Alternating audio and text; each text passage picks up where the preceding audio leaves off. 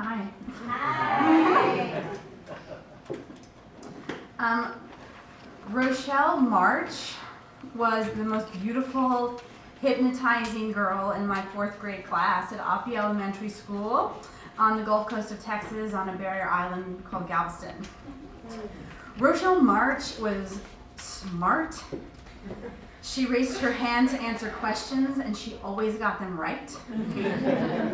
Her laugh sent goosebumps down my spine. She could draw. She had a pet bunny.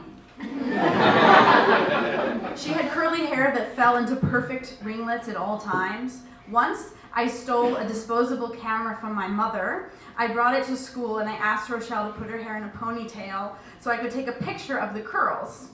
My plan was that once I somehow developed this picture, I would keep it for reference for a hairdresser should I ever one day get asked to prom.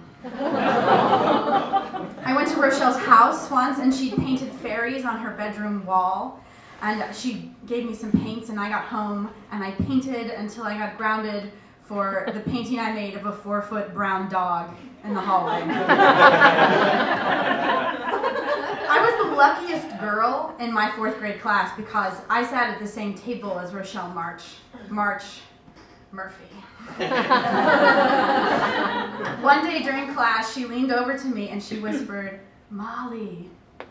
My name out of her mouth was like heaven. "Yes," I said. She said, "I want to tell you my deepest, darkest secret." I must have started sweating immediately. She'd chosen me to tell her most precious information, me. I said, "Okay," with a faux coolness, and she leaned in really close, her curly angel hair aglow, and she said, "My parents aren't my real parents." And I said, "Oh, you're adopted?"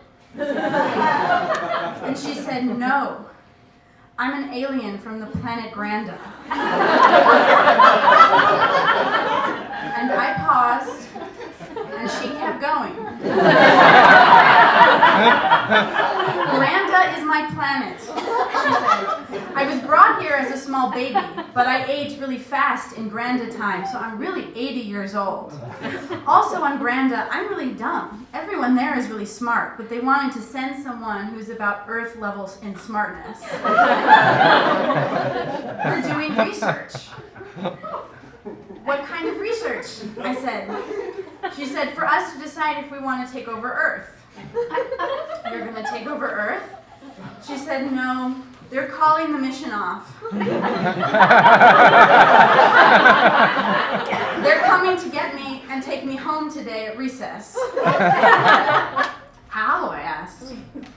She said, "In spaceships, but they will be disguised as big, fluffy clouds.